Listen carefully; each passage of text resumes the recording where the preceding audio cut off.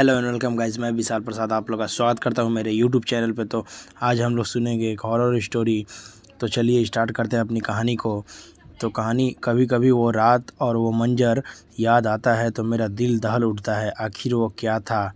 वो महज मेरा कोई ख्वाब था या हकीकत जिसे मैं आज तक भूल नहीं सका। जब कभी वो वाक़या मेरा सामने आता है तो खौफ के मारे आज भी मेरे रोंगटे खड़े हो जाते हैं। उस रात की सारी घटनाएं मेरी आंखों के सामने एक फ़िल्म की भांति चलने लगती है।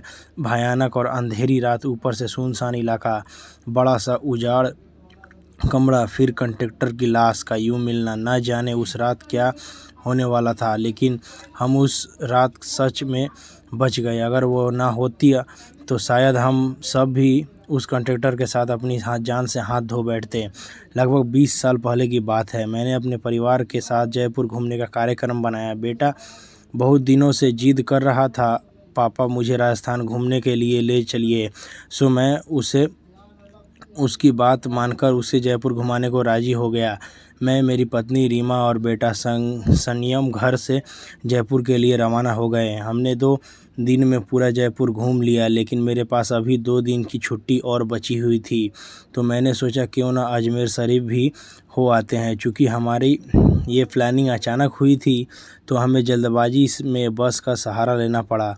उस बस में और भी यात्री थे, खासकर बुजुर्गों की संख्या ज़्यादा थी। हमारी जैसे केवल एक ही फैमिली थी। बस में यात्री भी कम ही थे क्योंकि बस भी थोड़ी खजाड़ा थी, इसलिए शायद उसमें ज़्यादा यात्री नहीं बैठे होंगे। करीब रात के 8 बजे बस अपने गंतव्य की ओर रवाना हो चली। हम तीनों अपने अपने सीट पर टेक लगाकर बैठ गए। संयम तो सो गया, लेकिन मुझे और रीमा को बीच बीच में हल्की हल्की झपकी सी आ जाती है। एक तो वीरान और अनजान जगह, ऊपर से खजाड़ा बस में मुझे अनकंफर्टेबल लग रहा था। ड्राइवर को भी शायद बहुत जल्दी ही गंतव्य तक पहुंचना था, इसलिए वो भी बस को तेज़ रफ्तार से भगाया चला जा रहा था। अंदर से डर भी लग रहा था कि कहीं वो बस को ठोक ना दे, क्योंकि अंधेरा घना था। साथ में सुनसान सड़क के किनारे, जिन पर ना कोई घर दिख रहा था और सड़क पर भी इक्का दुक्का वाहन भी दिखाई दे रहे थे। कुछ बुजुर्ग ने ड्राइवर को टोका भी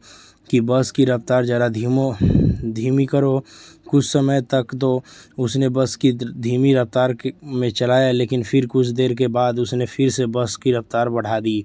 एक बुजुर्ग ने फिर से उस ड्राइवर को टोका कि बस की रफ्तार कम करो, लेकिन मना करने के बावजूद फिर से ड्राइवर ने रफ्तार बढ़ा दी। तब ड्राइवर ने जवाब दिया कि अंकल जी, जो मैं कर रहा हूँ वो बिल्कुल ठीक कर रहा हूँ। मैंने सुना है कि ये इलाका अच्छा नहीं है, बहुत ज़्यादा खतरा है इस जगह, और हम इस इलाके को इतनी जल्दी पार करके आगे बढ़ जाए उतना अच्छा। ड्राइवर की बात सुनकर सबने कहा कि चलो ठीक है। बस तेज़ रफ्तार से आगे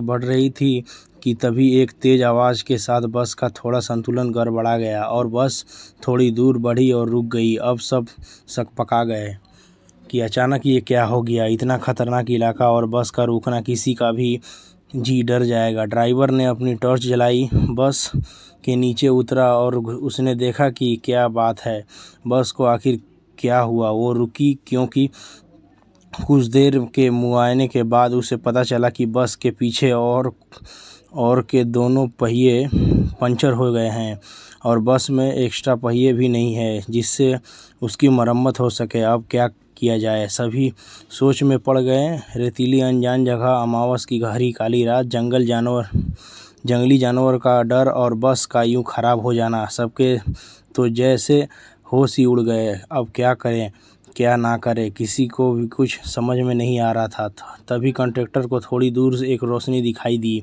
उसने सबसे कहा कि देखो, वहाँ रोशनी दिखाई दे रही है, हो सकता है वहाँ कोई गांव हो। चलो सब वहाँ चलते हैं, शायद रात भर के लिए कुछ सुरक्षित जगह मिल जाए। अगर एक कोठरी भी मिल गई तो सब वहाँ एक साथ बैठकर रात को गुजार ही सकते हैं। सब कंडक्टर की बातों से सहमत हो गए।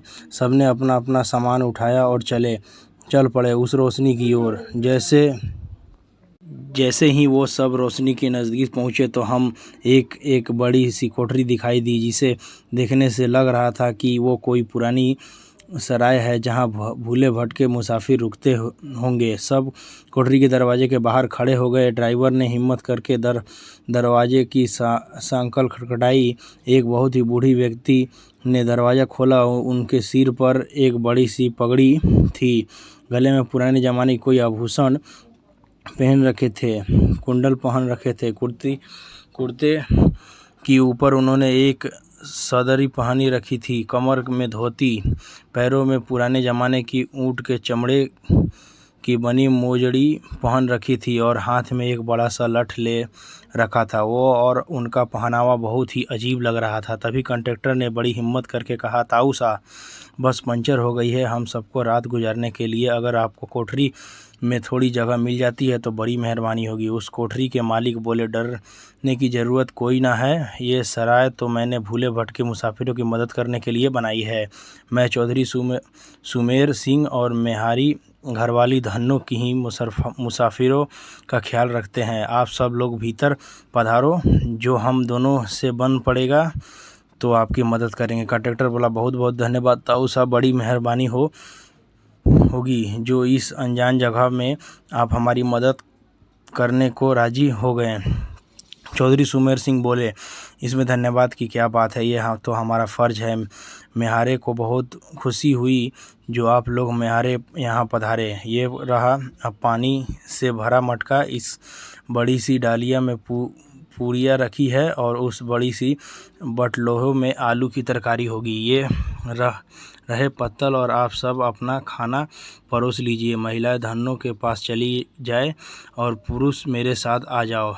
जल्दी से सब खाना खा लो और जिसे बाहर का काम निपटाना हो वो निपटा आए, क्योंकि 12 बजे के बाद कोई भी बाहर नहीं निकलेगा और ना ही किसी को बाहर निकलने दूंगा और कोई भी इसका कारण नहीं पूछेगा। सबके पास अपनी अपनी हाथ घड़ी होगी। समय के अनुसार काम करके समय सोने के लिए लेट जाओ। ये रहे कंबल, सब बिछा लो। हम सब ने चौधरी सुमेरन सिंह की सारी हिदायतों के अनुसार काम किया और कंबल बिछाकर लेट गए। चूँकि मेरे पास ओढ़ने वाला कंबल था इसलिए मैंने बेटे को अपने साथ सुला लिया और मेरी पत्नी औरतों के साथ अपना शॉल ओढ़कर लेट गई। चौधरी जी ने एक बार फिर सबको बाहर ना जाने की हिदायत दी और सबको सोने के लिए कहा। लगभग 12 बजे के बाद न जाने कंडक्टर को क्या सूझी, उसने बीड़ी पीने की तलब लगी और वो बाहर जाने लगा। चौधरी जी ने उसे बहुत रोका लेकिन वो नहीं रुका। कंडक्टर के बाहर जाने के बाद चौधरी जी ने जल्दी से कोठरी के किवाड़ बंद किए और साथ में पटरे की मदद से किवाड़ को मजबूती से बंद कर दिया कि कोई भी भीतर ना आ सके और सारे रोशनदान और खिड़कियों को भी बंद कर दिया। कुछ देर के बाद बाहर से बहुत बुरी और डरावनी आवाज़ें आने लगी। साथ में कंडक्टर की भी आवाज़ सुनाई दी। वो चिल्लाकर बचाओ बचाओ चिल्ला रहा था। कोठरी के कुछ लोग कंडक्टर की मदद के लिए बाहर जाने लगे लेकिन चौधरी जी ने उन्हें सब ये कहकर रोक दिया कि अगर सब बाहर गए तो सर्वनाश हो जाएगा। वो शैतान अगर भीतर आ गया तो हमसे कोई भी जिंदा नहीं बचेगा। सब अपनी जान के विषय में सोचकर पीछे हट गए। फिर चौधरी जी ने सबसे कहा कि अपनी अपनी जगह पर लेट जाए और उनकी बात मानना हम सबकी मजबूरी थी। हमने सबने वही किया जो चौधरी जी ने कहा। एक आध घंटे बाद सबको नींद आ गई। हम सब सुबह जगे तो वहाँ एक मंजर देखकर दंग रह गए। हम सब रेत पर लेटे थे और वहाँ से कोठरी गायब थी, लेकिन हम लोगों का सामान ही पड़ा था। वहाँ 2 समाधि बनी थी जिन पर चौधरी सुमेर सिंह और धन्नो सिंह लिखा था। हम सब ये देखकर हैरान थे कि आखिर रात को जो हुआ था वो ख्वाब था कि हकीकत। तभी वहाँ से एक चरवाहा अपनी भेड़ों के साथ निकला। उसको हम लोगों ने सारी बात बताई तो उसने बताया कि यहाँ बहुत समय पहले एक सराय हुआ करते थे जिसकी रखवाली चौधरी सुमेर सिंह और उनकी पत्नी धन्नो किया करते थे और उन दोनों के स्वर्गवास के बाद आज भी उनकी आत्मा भटकती हुई मुसाफिर की मदद करने आती है। इस इलाके में बहुत शैतानी आत्माएं रहती हैं जो लोगों को कत्ल कर देती है, लेकिन सुमेर सिंह और उनकी पत्नी अच्छी आत्माओं हैं, इसलिए वो लोगों की मदद करने आ जाती हैं। ये सब कहकर चरवाहा वहाँ से चला गया, लेकिन हम सब के मुंह और आंखें खुली की खुली रह गई। फिर हम सब अपना अपना सामान उठाए और बस की ओर आए। देखा तो वहाँ कंडक्टर की लाश लहूलुहान पड़ी थी। वो सब देखकर हम सब दिल दहल गया। लेकिन थोड़ी देर के बाद, इंतज़ार के बाद, वहाँ से एक दूसरी बस गुजरी और हम सब उसमें बैठकर अपने गंतव्य को रवाना हो गए। तो दोस्तों, ये आज की कहानी आपको कैसी लगी? अगर आपको कहानी अच्छी लगी तो प्लीज़ लाइक करें, शेयर करें और चैनल को सब्सक्राइब करना बिल्कुल ना भूलें। और चैनल को सब्सक्राइब करके बेल आइकन को दबा दें। तो दोस्तों, मैं विशाल प्रसाद आप लोग से विदा लेता हूँ। मिलूंगा एक और नई कहानी में। तब तक के लिए खुश रहें, मस्त रहें और अपने परिवार का ख्याल रखें। धन्यवाद।